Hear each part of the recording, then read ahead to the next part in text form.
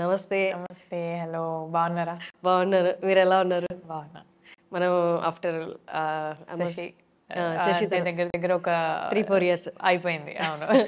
3-4 years తర్వాత మళ్ళీ ఇప్పుడే Yes. కలుస్తున్నాం. శరణ్య, అంటే ఇంట్రడక్షన్లోకి ఇంటర్వ్యూలోకి వెళ్ళే ముందు ఒకటి అడగాలి. Yeah. మీరు అప్పటి నుంచి ఇప్పుడు దాకా చక్కటి డైట్ మెయింటైన్ చేస్తున్నట్టున్నారు. అలాగే బట్ అది డిఫికల్ట్ కదా? లేదు, తింటా నేను. బట్ తగ్గినట్టు కూడా ఉన్నారు శశికి ఇప్పుడు కంపేర్ చేస్తే. ఏంటి మీ డైట్ సీక్రెట్? ఇంటర్మిటెంట్. ఎన్ని అవర్స్ గ్యాప్? పెద్ద కౌంట్ చేసుకోను, but I skip my breakfast. అంటే ఆకలేస్తే ఆగను మళ్ళీ. Okay. I eat. I will take a coffee. అప్పుడప్పుడు కాఫీ కూడా స్కిప్ చేసేస్తా. అంతే. ఇంకా direct lunch. Mostly direct lunch అవుతుంది. కాఫీ ఈజ్ అకేషనల్, అప్పుడప్పుడు అలా. అండ్ మళ్ళీ డిన్నర్ ఎర్లీగా చేయడానికి ట్రై చేస్తా. కానీ మనం అప్పుడప్పుడు బయటకు వెళ్తుంటాం కదా, తొందరగా ఇంటికి రాము. మళ్ళీ బయట తినడం ఎందుకు అనిపిస్తుంది. బాగా ఆకలిస్తే సచ్చినట్టు బయటనే తింటాం, అది వేరే విషయం. కానీ మోస్ట్లీ 8 to 9 వరకు డిన్నర్ క్లోజ్ చేయడానికి ట్రై చేస్తా. That's good.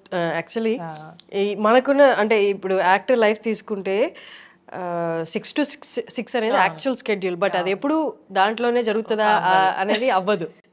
అండ్ ఇంకొకటి మీటింగ్స్ ఉండొచ్చు, అండ్ ఏమైనా ఈవెంట్స్కి అటెండ్ అవ్వాల్సి ఉండొచ్చు. సో డైట్, ఈ టైంని మెయింటైన్ చేయడం అనేది చాలా కత్తి మీద సాము లాంటిది.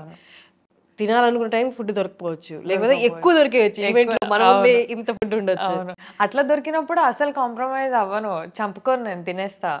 ఈ రోజు తినేసినామంటే రేపు ఇంట్లో ఉన్నాం అనుకోండి, మన చేతిలో ఉంటది కాబట్టి మనకు తగ్గింది మనం తినాలనుకుని వండుకొని తింటా అనమాట. అట్లా మరి 6 to 7 డిన్నర్ క్లోజ్ అంటారు, కానీ నేను పడుకునే 11 o'clock వరకు నాకు మళ్ళీ ఆకలేస్తుంది కదా, అది వర్కౌట్ చేయలేము. సో 8 or 9 అట్లా మధ్యలో. That's nice. And Ambajipeta marriage band చూశాను. మీ క్యారెక్టరైజేషన్ రాసిన డైరెక్టర్కి అండ్ చక్కగా ఆ పాత్రలో ఇన్వాల్వ్ అయ్యి చేసిన మీకు బిగ్ కంగ్రాచులేషన్స్. అండ్ ఆ పాత్ర చాలా మందికి యునానిమస్గా నచ్చింది తెలుసా. కొన్ని పాత్రలు ఒకళ్ళు ఇద్దరు అంతా అలా అంటారు కానీ, బట్ ఈ పాత్ర గురించి ఎక్కడ ఎలాంటి ఇది అది అని మాట రాలేదు. చాలా చక్కగా చేసింది అమ్మాయి అని చెప్పారు. బట్ ఒక యాక్టర్కి అలాంటి యునానిమస్గా రావడం అనేది ఖచ్చితంగా కంట్లో నీళ్ళు తెప్పించే విషయం అనే చెప్పాలి. నిజంగా అసలు ఆ రోజు ప్రీమియర్స్ జరిగినప్పుడు కూడా, అంటే డైరెక్టర్ పద్మ ఇలా ఉండాలి అని చెప్పారు. అది యాజ్ అన్ ఆర్టిస్ట్ 100% ఇవ్వాలనే ట్రై చేస్తాం. ఆర్టిస్ట్గా డైరెక్టర్ని సాటిస్ఫై చేయాలి, ఆయన అనుకున్న క్యారెక్టర్కి మనం న్యాయం చేయాలి అని అనుకుంటాం. సో నన్ను నేను కంప్లీట్గా పెట్టినా అందులో. కానీ అంత రెస్పాన్స్ వస్తుంది, ఆడియన్స్ అంతగా తీసుకుంటారు. ఫిదాలో రేణుకాని ఎలా తీసుకున్నారో ఇక్కడ పద్మని కూడా అలాగే తీసుకుంటారు అని ఎక్స్పెక్ట్ చేయలేదు. అంతా చూసేసరికి నాకు టీయర్స్ వచ్చేసినాయి. నేను ప్రీమియర్స్ నైట్ ఆ రోజు. అవును, హ్యాపీ. డైరెక్టర్ కూడా హ్యాపీ. అంతే. ఇంకా నో వర్డ్స్. ఆయన డైరెక్టర్ మీకు చెప్పారు కదా ఫస్ట్ చెప్తున్నప్పుడు, నిన్న కూడా ఒక మీమ్ చూసాను యాక్చువల్లీ. ఏంటంటే ఇది సుహాస్ మూవీ కాదు పద్మ మూవీ అని మీమ్స్ పెట్టారు. అంటే ఆ కైండ్ ఆఫ్ స్ట్రాంగ్ క్యారెక్టర్స్ రాలేదు ఈ మధ్య కాలంలో. కానీ ఇది యాక్చువల్గా అయితే పద్మ మళ్ళీ అదే లైన్. పద్మ మొదలు పెట్టింది, పద్మ లేనప్పుడు మళ్ళీ క్యారీ ఆన్ చేశాడు. అదే లైన్ యాక్చువల్గా డైరెక్టర్ గారు చెప్పింది. అయితే ఇది not only Padmas but also Mallis. Padma రివెంజే కదా, మళ్ళీ ఫుల్ఫిల్ చేయకపోతే అది స్టార్ట్ చేసి కూడా పాయింట్ ఉండదు. So that's what happened. కానీ అందరికీ పద్మ బలంగా నచ్చేసింది. అట్ ద సేమ్ టైం ఆయన డెడికేషన్కి అసలు మొక్కాలి, సుహాస్ డెడికేషన్కి. ఆయన ఈ సినిమా కోసం 3 సార్లు గుండు చేసుకొని 2-3 ప్రాజెక్టులు హోల్డ్లో పెట్టడం అనేది మామూలు విషయం కాదు. యాజ్ అ హీరో ఇప్పుడు ఆల్రెడీ ఆయన రన్నింగ్లో ఉన్నారు, ఆయనకు సినిమాలు కూడా వెనకాల ఉన్నాయి, not only Ambajipeta. But still మళ్ళీ క్యారెక్టర్కి ఆయన ఎంత డెడికేటెడ్గా వర్క్ చేసిండ్రు అనేది ఇక మాకే తెలుసు. ఎట్లా నిజంగా గుండు కొట్టుకోవడం, 2 సార్లు 3 సార్లు గుండు కొట్టుకోవడం అది జరిగింది. అది కానీ సుహాస్ మంచి యాక్టర్, నో డౌట్, అందరూ ఒప్పుకున్నది. సుహాస్ సినిమాలో ఉన్నారు అంటే చాలా మందికి ఒకటి ఏంటి అంటే మిగతా క్యారెక్టర్స్ అంత హైలైట్ అవ్వేమో, అంతా సుహాస్ తినేస్తాడేమో సినిమా మొత్తం అన్నట్టు ఉంటుంది. బట్ సుహాస్ తో క్యారెక్టర్తో పాటు ఈక్వల్గా ఇంకొంచెం ఎక్కువనే చెప్పాలి. మేబీ జనాలు ఆ kind of strong female characters expect చేస్తున్నారు. ఎవరు రాయక వన్స్ పద్మ కనిపించినప్పుడు ఇంక అందరూ ఓన్ చేసేసుకున్నారు. అదే డైరెక్టర్ ఇంకా అలా 2 ట్విన్స్ కదా ఆబ్వియస్‌గా. Malli and Padma both are twins. So ఇద్దరిని ఈక్వల్‌గా హ్యాండిల్ చేయాలి అని ఈక్వల్‌గా రాసుకున్నారు. అంటే ఈమె ఆత్మాభిమానం, ఈమె ఏంటి అనేది ఎలా అయితే బ్యాలెన్స్ చేశారో, ఈమె ఎంత ఇష్టం అనేది మల్లిని కూడా అంతే ఈక్వల్‌గా, అక్క అంటే మల్లికి ఎంత ఇష్టం అనేది కూడా ఈక్వల్‌గా రాసుకున్నారు ఆయన. అంటే 2 క్యారెక్టర్స్ ని బ్యాలెన్స్డ్ గా క్యారీ చేయడం అనేది కూడా ఆయన స్క్రీన్ ప్లే, ఆయన రైటింగ్ అది నిజంగా. కానీ ఫస్ట్ మీకు నెరేట్ చేసినప్పుడు మీకు అది తెలుసు కదా, అంటే ఇది వదులుకోలేని ఆపర్చునిటీ అనేది ఒకటి, ఇంకొకటి మీ దాకా వచ్చిందని ఆనందం. వాట్ వాజ్ యువర్, అంటే మైండ్ లో ఏం రన్ అవుతుంది ఫస్ట్ ఆయన నెరేట్ చేస్తున్నప్పుడు? ఎగ్జైట్ అయ్యా నేను. యాక్చువల్ నేను వెయిట్ చేస్తుందే ఇట్లాంటి క్యారెక్టర్స్ కోసం. దుష్యంత్ యాక్చువల్గా మా హస్బెండ్కి ఫ్రెండ్. సో అన్నారు ఇలా నరేషన్. మీ హస్బెండ్ ఏం చేస్తుంటారు? Direction upcoming. Okay, director direction field లో ఉన్నారు. Is upcoming director. He worked for Skylab and 2-3 films. అక్కడ చీఫ్ అసోసియేట్ గా చేశారు ఆయన. సో ఇప్పుడు own story will come out. Time taking కదా అది. సో అది ఆయనకి ఫ్రెండ్. సో ఇట్లా నరేషన్ ఇవ్వాలనుకుంటున్నాను శరణ్య గారికి అని అంటే వెళ్ళాము అలా ఆఫీస్కి దుష్యంత్ని కలవడానికి. ఆబ్వియస్గా ఇద్దరమే వింటాం నరేషన్స్, నేను మా హస్బెండ్ ఇద్దరమే ఫైనల్ చేసుకుంటాం. సో ఆయనకి ఆల్రెడీ ముందే తెలుసు అనుకుంటా, లైన్ ముందే చెప్పినట్టున్నారు దుష్యంత్. పద వెళ్దామని నన్ను తీసుకొని వెళ్ళారు. విన్న తర్వాత I was happy. A artist అయినా హ్యాపీ ఉంటుంది, ఇట్లాంటి క్యారెక్టర్ వస్తుంది మనకి మన కోసం అన్నప్పుడు. నేను హ్యాపీ ఉండే, బట్ ఒక చిన్న భయం ఉండే నాకు, ద ఓన్లీ సీన్.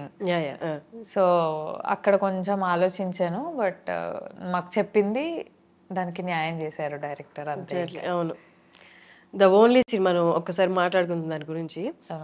చెప్పినప్పుడు ఎలా ఉన్నా ఒక అమ్మాయికి ఎలా తీస్తారో అన్న భయం అయితే ఖచ్చితంగా ఉంటుంది. నాకు అదే భయం ఉండే.